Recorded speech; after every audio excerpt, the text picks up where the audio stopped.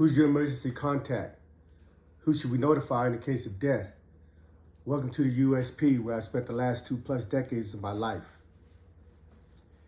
Now, I've shared with you through the course of my time that on every Friday on the compound, we have what we call a homie day. Now, a homie day is we invite all the homies on the compound to come out and spend a day together. We have food put together. We have activities, whether it's softball, soccer, volleyball, handball tournament, whatever it is. We do these things to try to build a bond amongst each other, because we understand that it's not a matter of if, but when something blows up, that we can all feel comfortable enough with each other to have each other's back. So through the course of my time when I was in Atwater, because I know that we all need to have each other's back, we try to make sure that everybody around us is worth having their back. You know, when I first came to Atwater, us and the Native Americans, we were separate entities. Even though I was friends with some, even though some of the homies were friends with some natives and were close with some natives, we didn't have an alliance. They deal with their own shit. We deal with our own shit. But through the course of the times, from some of the homies that live in these blocks with these other Native Americans, they got real close to them. So the proposition was brought up to us about coming together as a coalition.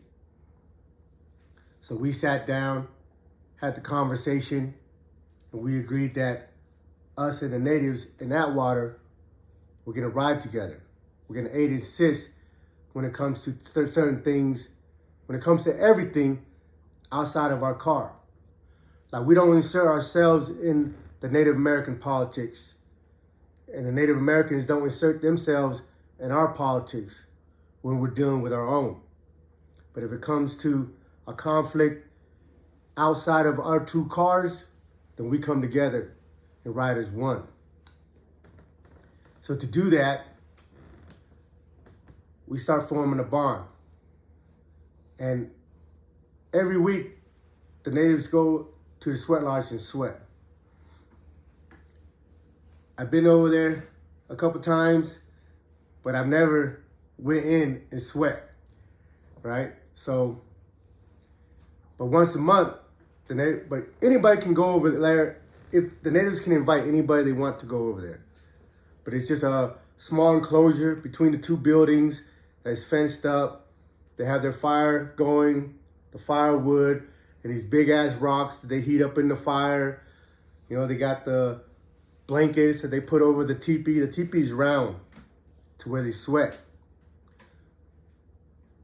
You know, I never understood what sweating was about until we had the coalition with the natives and we were invited to their sweat lodge. Once a month, all of us would go. Everybody that wasn't working, all the natives and all the Asians, we'd all go once a month, first of the month, and go sweat with the natives. Well, not go sweat with the natives, but go to the sweat lodge with the natives, because not all of us goes in there and sweat.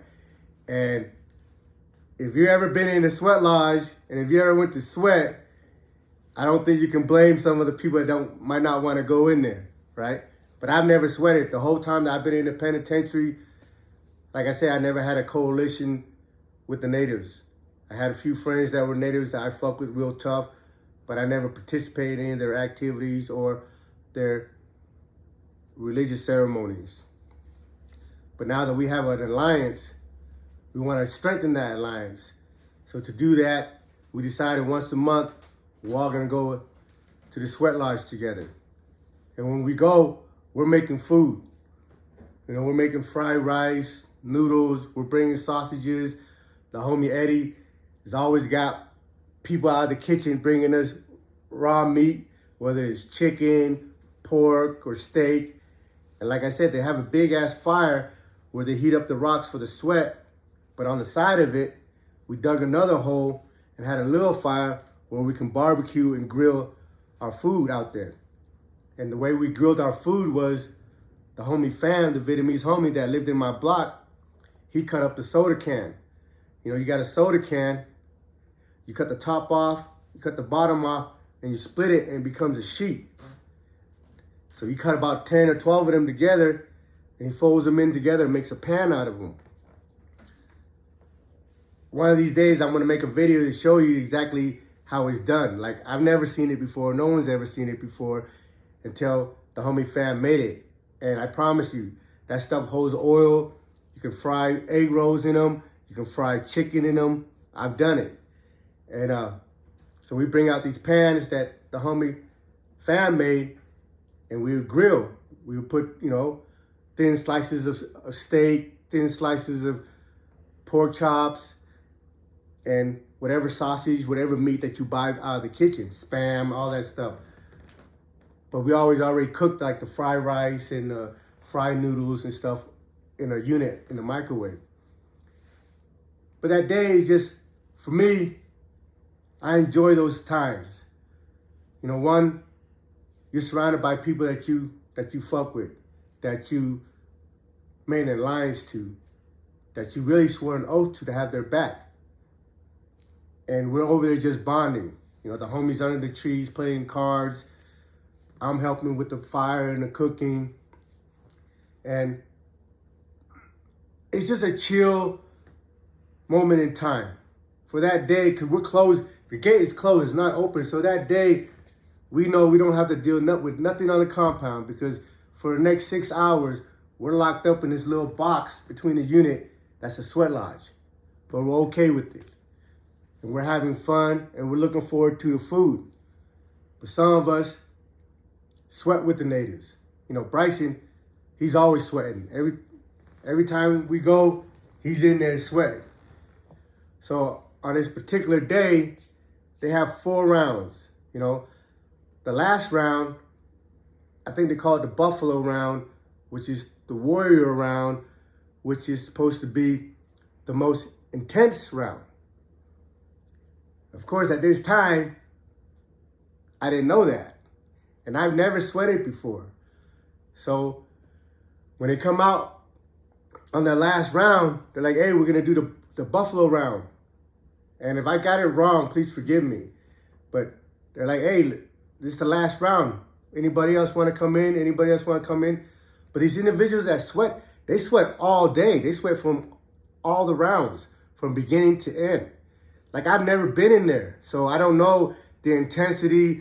I don't know the heat. I don't know none of that. So when they come out, they're like, hey, anybody else want to come in for the last round? Because the last round, you get more people that want to come in that wants to sweat, but they, you know, probably can't handle sweating the whole day. So they just go in for the last round to show respect or to do whatever they're going to do.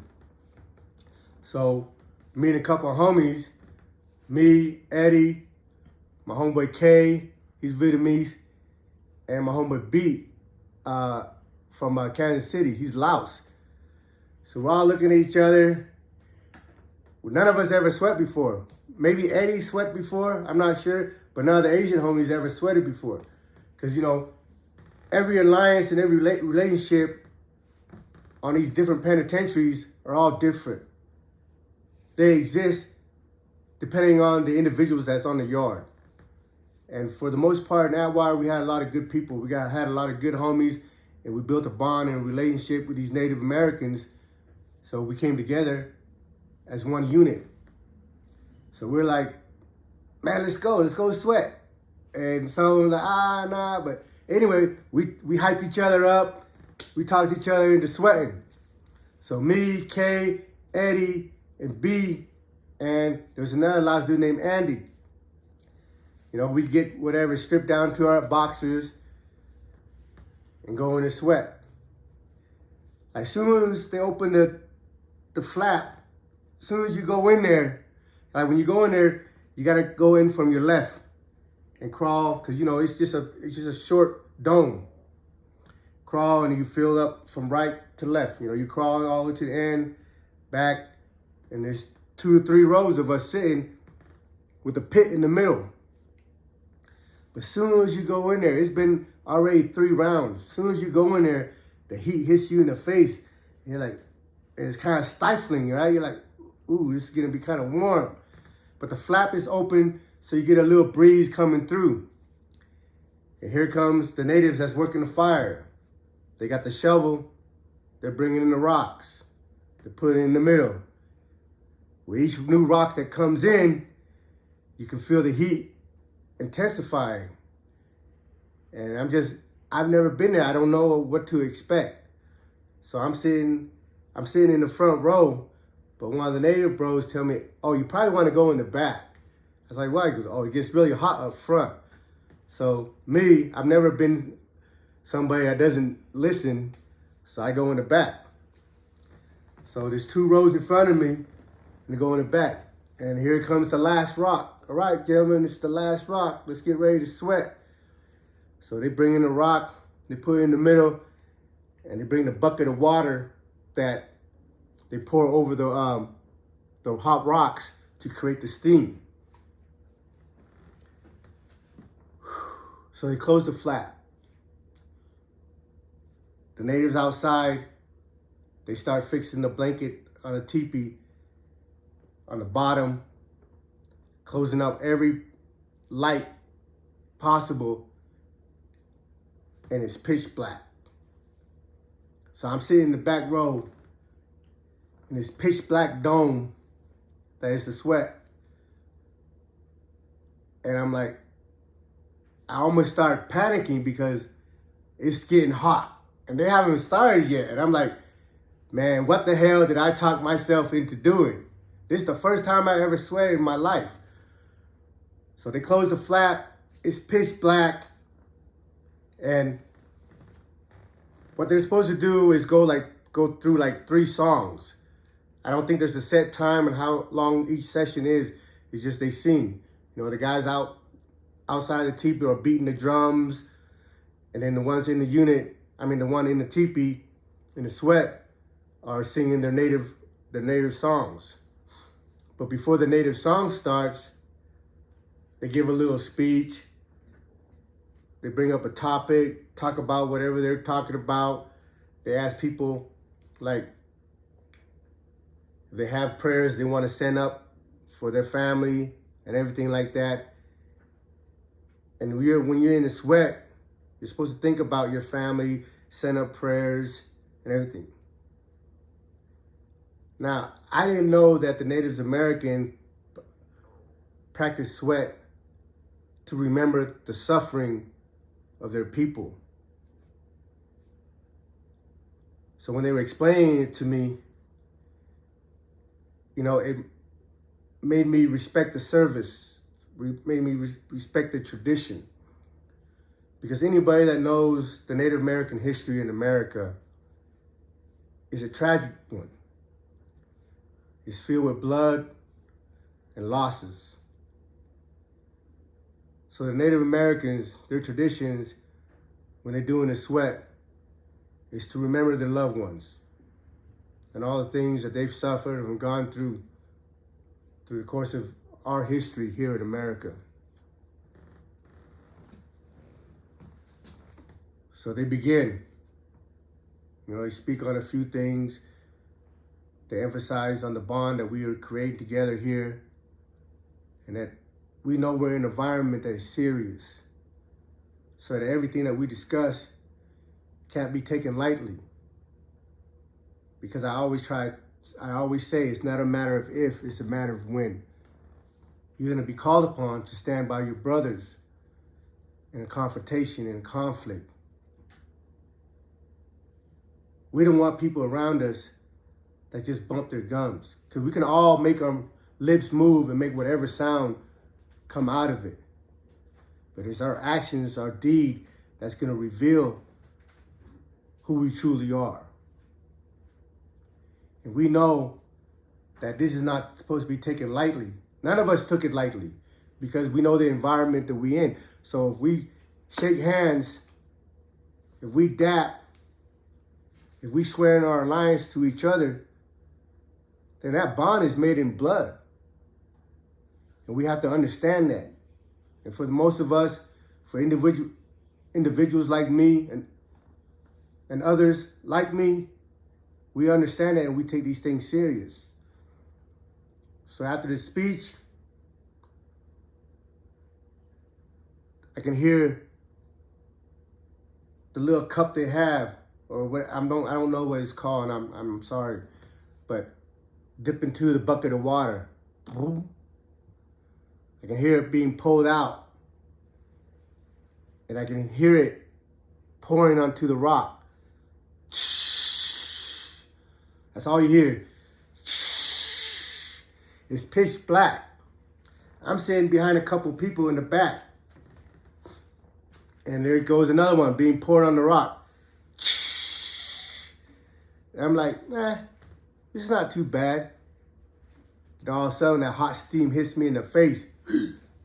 Took my breath away. I'm like, oh, shit. Like, what the hell did I get myself into?